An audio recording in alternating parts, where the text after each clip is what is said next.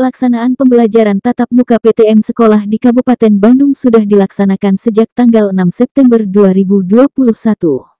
Sekolah yang sudah melaksanakan PTM ada sejumlah 1.000 sekolah dari 3.600 sekolah. Terdiri dari PAUD, SD, SMP, PKBM. Sekolah yang bisa melaksanakan PTM adalah sekolah yang lolos daftar periksa. Dari data saat ini sudah diolah menyusul sekolah baru yang akan mengikuti tatap muka. Menurut keterangan Kepala Dinas Pendidikan Kabupaten Bandung Dr. Johana M. MPD, 14 September 2021 di ruang kantornya mengatakan, pelaksanaan pembelajaran tatap muka PTM sekolah sudah dilaksanakan sejak tanggal 6 September. Yang laksanakan sebanyak 1.000 sekolah dari 3.600 sekolah. Yang sudah melaksanakan PTM terdiri dari PAUD, SD, SMP, PKBM yang telah lolos daftar periksa. Bandung sudah dimulai sejak tanggal 6 September. Kami sudah menetapkan 1.000 lebih sekolah yang sudah bisa tatap muka. Dari sejumlah sekolah ada kurang lebih 3.600. Mulai dari PAUD, TK, SD, SMP, tidak termasuk sanawiyah. Termasuk PKBM 169 kelompok belajar. Ada 1.000 lebih yang sudah tahap pertama ya. Hari ini sedang diolah, nanti menyusul ada sekolah baru yang akan mengikuti tatap muka. Namun demikian kita mengacu kepada kebijakan pemerintah pusat maupun daerah, mulai dari SK bersama 4 menteri, kemudian Permen. Protokol kesehatan itu ya menjadi ketentuan umum, jaga jarak, ya 5M lah, minimal 3M, 3 minimal kalau masker, pakai masker, mencuci tangan pakai sabun, air mengalir, jaga jarak.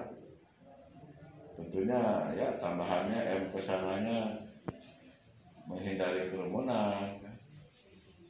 Makanya mulai dari 25% untuk menghindari kerumunan. Ya kira cukup ya? Ya, terima kasih Pak Kadis. Pada masa pandemi dan instruksi Mendagri untuk Kabupaten Bandung karena level 3, instruksi Mendagri boleh tatap muka ini maksimal 50%. 50% bisa diartikan jumlah siswa yang hadir di sekolah tidak boleh lebih dari 50%. Khusus untuk Kabupaten Bandung ada muatan lokal kebijakan ini.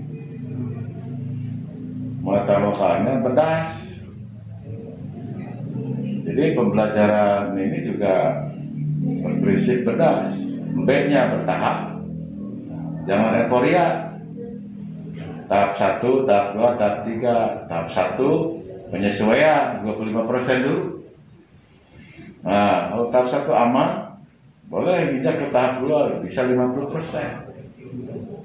Kalau sudah level 2 mungkin bisa di atas 50%. Jadi B-nya bertahap supaya terkendali lah. E-nya efektif.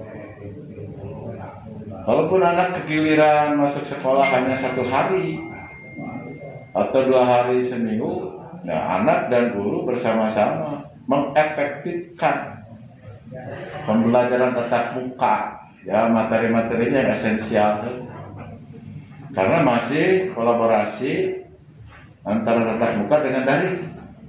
Jadi belum full ke sekolah.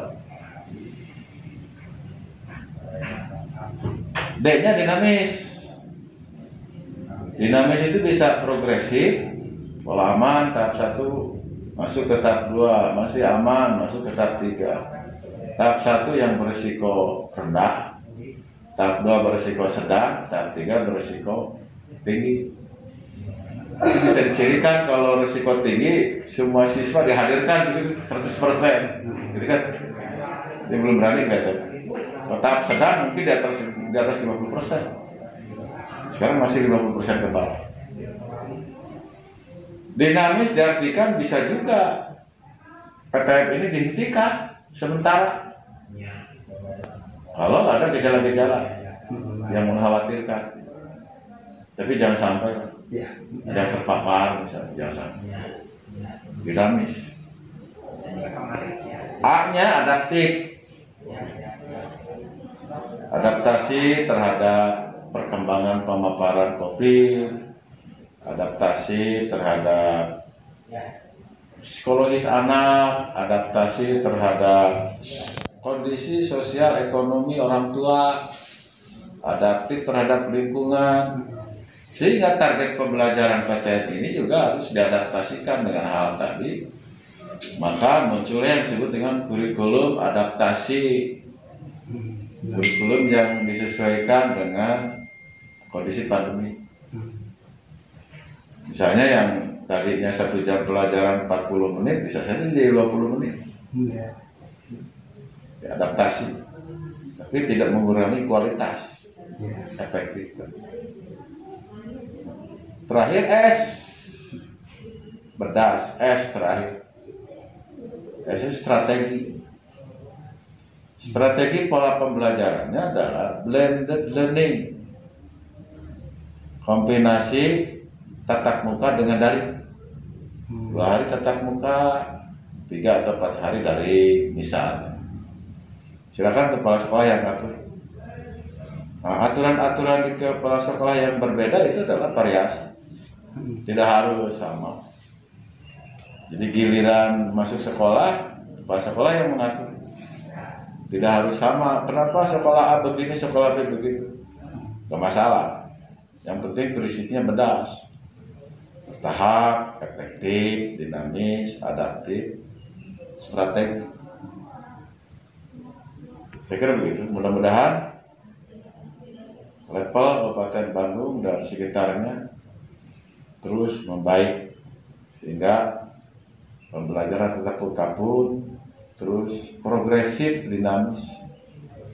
Saya mendeteksi hasil survei, siswa semangat, orang tua semangat, guru semangat, sampai ada yang protes usul, kenapa sekolah kami belum buka kan gitu. Itu menandakan sikap positif, ingin segera tetap muka. Bagus.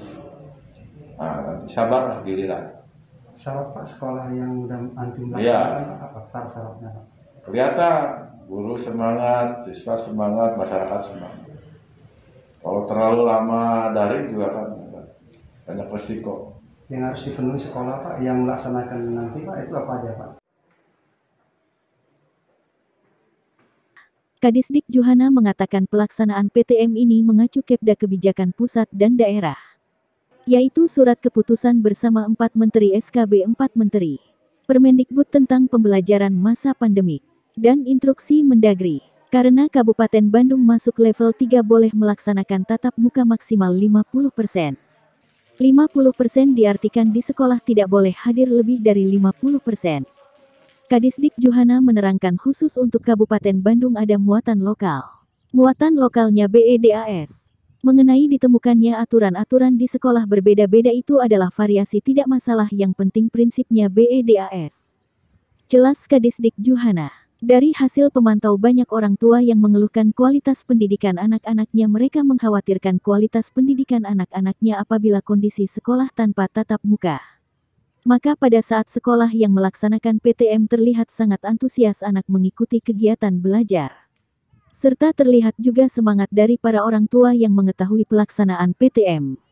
Sementara sekolah yang belum melaksanakan PTM banyak orang tua yang mengeluhkan mengapa tidak semua sekolah melaksanakan PTM. Kita semua masyarakat Indonesia mengharapkan penyebaran COVID-19 pandemik cepat berlalu sehingga kegiatan sekolah bisa normal kembali. Kabupaten Bandung, Provinsi Jawa Barat.